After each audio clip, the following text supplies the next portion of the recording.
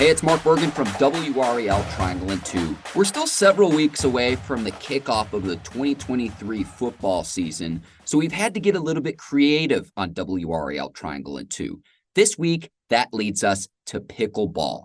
It's a sport that's a combination of tennis, ping pong, and badminton, and it's a growing sport throughout the country. That includes North Carolina. I spoke with a pickleball coach who shares his perspective, whether you've been playing the sport for years or you've never tried it before. Here's what our conversation sounded like. My name is Joe Borrelli. I'm an IPTPA certified level 2 instructor for pickleball.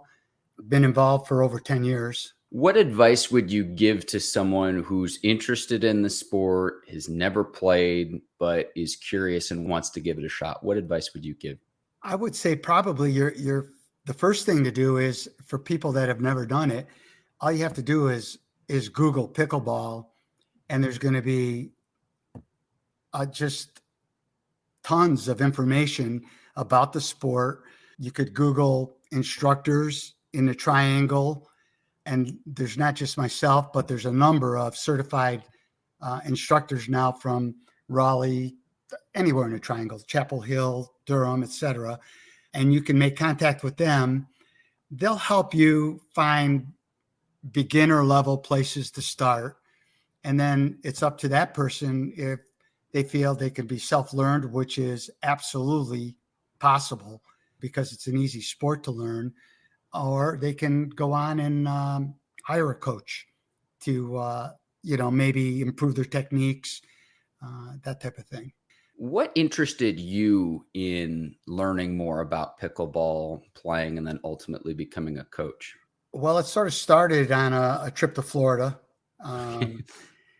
Florida certainly was one of the beginning states besides the Northwest and Washington where it started. But I was down there. I played. I had been a previous racquetball player all my life and racquetball coach. And it just came easy and it was fun. And at my age, I just said, hey, this is something I could do. It grew. I brought it to North Carolina. There were some players in Cary, North Carolina at the time around 2010, 11. 2012, we started in Raleigh. And ever since, it's just exploded. From, just to give you an idea, when I met with the city of Raleigh back in 2012, there was nothing going on. And we had to beg, borrow, and steal to get one facility, which was Briar Creek Community Center, one night a week on Mondays for 2 hours that had 3 courts. And we shared it with basketball. And now there's hundreds of courts in the triangle. When you first started, no one really knew what it was, to where it's a very popular sport now. Can you speak a little bit about how that popularity has grown from when you first started in the sport to where it is now? An analogy would be like, how a weed starts in your garden and all of a sudden it just propagates. And what I did was I just started playing with some people, and then they just took it and started inviting more people and more people. And it built on its own. It had nothing to do with me in terms of, hey, this is a great sport. It was more or less introducing some people, and then they introduce it to more people. They introduce it to more people. And that's how it's grown. It started with me and a group in Cary, like I said, around 2011. And it was all seniors. It was people that were 60 years old and over for the most part. And now if you go to any of these public facilities, depending on the time, the mornings are more senior laden. Then you get in the late afternoons and evenings, and there's kids, there's middle-aged people. It's grown significantly among all demographics. What's that like for you to be able to see multi-generations, whether it's friends, family, be able to participate in the sport? Well, first of all, myself, I don't play as much as I used to. I'm teaching more, but I do travel. Like, I live in Raleigh, but I do travel all around the triangle to see what's going on. And I find that besides the normal groups that are out there, you see more parents with their children out there playing. You see more college kids out there amongst themselves playing. So it's as far as multi-generational, it's out there. Pickleball is not going to be an Olympic sport in the 2024 games in Paris, but that possibility does exist for the 2028 games in Los Angeles. Do you think one day pickleball will become an Olympic sport? Yeah, I do. It has potential. There's certainly a bunch of things that have to happen before it does. It's got to become more popular worldwide, of course. There's got to be some type of, right now we have the USA Pickleball Association, which is the governing body here in our country. And there's got to be an organization where if it's going to be an Olympic sport, it's going to have to be the overseeing organization.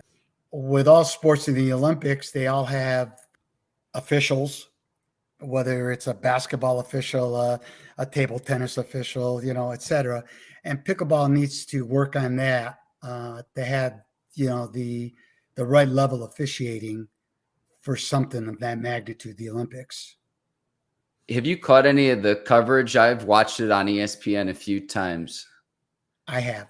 And it's truly amazing how maybe as recent as 2-3 years ago, the only coverage was people live streaming themselves, with a Facebook Live or something, and how it's grown to now, networks taking over, having, broadcast teams, great camera angles. It's a whole different story. You mentioned that you were a former racquetball coach. Elements of racquetball, tennis, ping pong, badminton. If you're good at those sports, do you notice it seems like it's very conducive to say, if you were even decent at any of those, pickleball could very well be the sport for you. Do you see a lot of the crossover in terms of what you need to succeed in those sports translate over to pickleball? Do you notice that as a coach? Absolutely. I can tell in teaching, if I have a new client and we just hit the ball back and forth just to get started, I can tell if somebody had some type of athletic background. Now, it doesn't have to be something with a paddle. It doesn't have to be racquetball. It doesn't have to be tennis, table tennis. If you did anything athletically, volleyball, soccer, football, baseball, they all have attributes that transfer to pickleball. Pickleball is not just swinging a paddle, hitting the ball back and forth.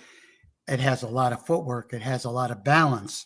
So all of those previous sports help you transition into pickleball very easily.